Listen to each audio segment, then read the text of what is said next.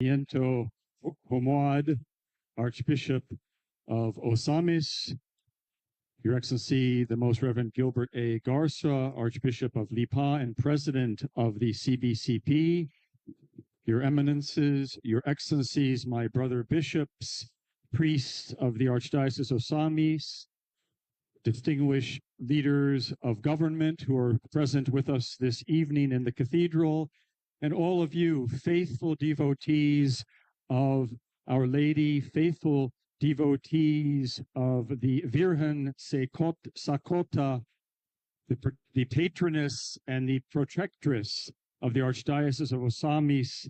It gives me so much joy and happiness to be with you this evening here in your beautiful Metropolitan Cathedral of the Immaculate Conception for this Episcopal coronation of this beautiful and historic image of Our Lady, the Virgen Sakota. As all of you know, this celebration takes place in the context of your 75th anniversary of your archdiocese, this Diamond Jubilee, this moment in which we say thank you to God for the gift of the Church. Thank you to God for the gift of Our Lady. The statue which you see here in the sanctuary, as all of you know, was originally in the Fuerte de la Concepción y del Triunfo, that fort here, and has been an object of deep veneration for many, many years, and has had a very interesting history, as all of you know, because at one point she was lost but found, and now she's back with all of you, her beloved devotees. So I greet all of you in the name of Pope Leo XIV, all of you inside the cathedral, and especially those of you outside the cathedral. God bless you for your devotion to Our Lady. How beautiful, how wonderful she is. Today is a day of gift. So when we think of the gift of Our Lady, our minds go to the cross, to the gospel which we just heard proclaimed when Jesus, suffering on the cross in his last moments, looks down at Mary and says, "Woman, behold your son." And he's indicating St. John. And then he says to St. John, "Behold your mother." So at the last moment from the cross, Jesus, in the person of St. John, who represents all of us, gives us Our Lady, La Virgen Sakota, as our mother. It's the final gift, we can say, that Jesus gives. On Holy Thursday, he gives us the gift of his body, blood, soul, and divinity in the Holy Eucharist, his life poured out for us. And then on the next day, the last day of his earthly life, he gives us the gift of his mother, the gift of Our Lady. So all of us, when we look at Our Lady, we think about her as our mother. We hear Jesus saying to us this evening, speaking to your heart, saying to you tonight, "Behold your mother. Behold the gift that I have given you, the gift of Our Lady, the gift of La Virgen Sakota." And then if we go to the first reading, which we heard tonight, we have another image, very powerful, very splendid. We see this amazing mystical image of the city of God, the heavenly Jerusalem, the temple. And St. John, who was the one who heard those words, "Behold your mother," it is he who writes the book of Revelation, which we heard read tonight, the book of the Apocalypse. And what does he say? God's temple in heaven was opened, and the ark of his covenant could be seen in the temple.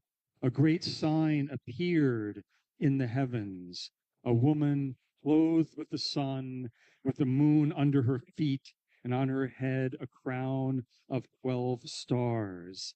This is Our Lady. This is Mary in heavenly glory in the temple of Jerusalem, the heavenly city. And this is the image that our patron, our evangelist, St. John, gives us of the heavenly Jerusalem. And there in the heavenly Jerusalem, he describes the Ark of the Covenant. And that's a mysterious image because the Ark of the Covenant was from the Old Testament. And what was it? It was the container in which the Jewish people carried the most holy things that they had, namely bits and pieces of the Ten Commandments and some other holy things in an ornamental chest, which was so holy, was brought into the earthly temple in Jerusalem. And we know that King David danced in front of that physical Ark of the Covenant. Mary, we can say, is the new Ark of the Covenant. Mary contains God because in Mary's womb, the Word became flesh and dwelt among us. Mary is the door, we can say, through whom God has entered the world in the person of Jesus.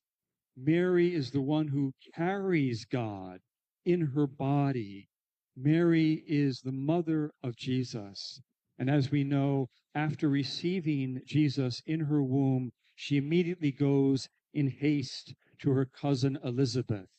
So we have those two images, the earthly image at the foot of the cross.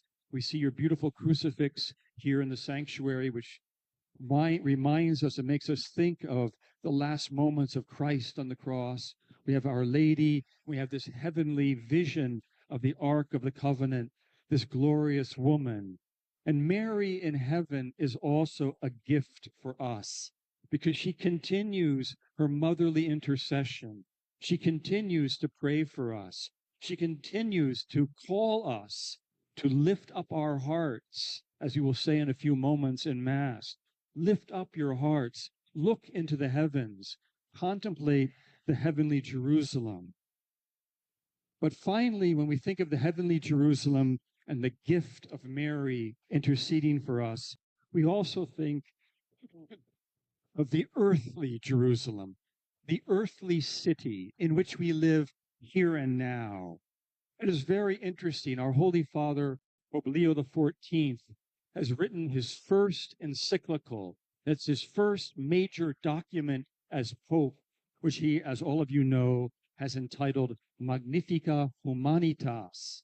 And it's about working together to rebuild the walls of Jerusalem, but not Jerusalem above, because Jerusalem above is our destination, but the Jerusalem which is an image of the city where we live now, our earthly city. And the Holy Father is asking us to cooperate, to rebuild the walls of Jerusalem in the earthly city where we live now. But he also, in that encyclical, points us to the heavenly Jerusalem, the Jerusalem that we heard read in the book of Revelation. And he says this, the image of rebuilding Jerusalem on the earth evokes the New Testament promise of the holy city, which is given to us first and foremost as a gift. Heaven, the heavenly city, is a gift because there Mary and Jesus are waiting for us, interceding for us, calling us towards that heavenly glory. But that doesn't mean that we forget about the earthly city. And everything that we do in society, in our earthly city, whether it's Ozamiz or Manila or New York or Paris or Rome, whatever we do as a human community to make our earthly city more and more an image of heaven, an image of the kingdom of justice and peace, whatever we do to improve the earthly city is indeed valuable for our salvation. And the Holy Father is exhorting us, pleading with us, calling us to work together to make this world better. Not because we've forgotten about heaven. We know that that's our goal. That's where we are called. That's our destination for all of us.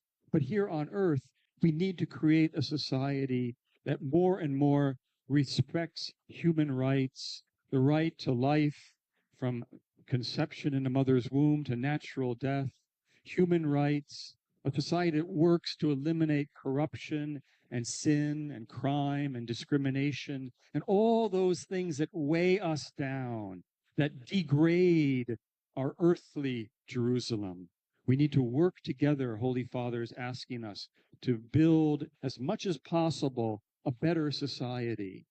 Can we build a perfect society? No, we can't. Sin is always going to be, in some ways, our obstacle and our problem on this earth. But can we improve things a lot? Yes, we can. We can make things much better if we work together. And that's what Holy Father is asking us to do, to rebuild these walls of Jerusalem. So tonight, we think of the cross, we think of heaven, we think of Our Lady. We think of the gift that she is for us. And what do we do here in 1 or 2 more minutes? We will crown in an episcopal coronation. Your Archbishop will crown Our Lady. And it's a beautiful sign of our love, our affection as children of Mary. Mary is in heaven, crowned with the Son, in glory beyond our imagining. And she looks at us this evening from her heavenly throne and sees us, her children. And we're like children who bring a small flower to their mother. Those of you who are mothers know what that's like. When your child brings you a small gift, it always makes you smile. Even if it's a very humble gift.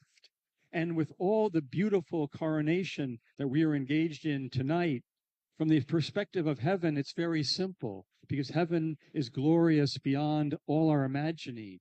But Mary, from her heavenly throne, looks at us and smiles on us as we crown her this evening in this episcopal coronation of La Virgen Sacota.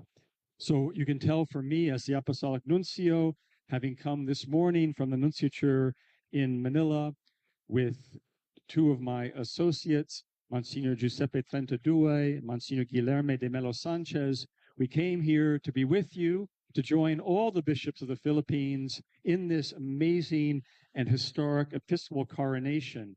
We say thank you, Mama Mary, for all the prayers that you have granted through devotion to this image. We ask you, Mary, to bless the Archdiocese of Ozamiz in this 75th year of its foundation.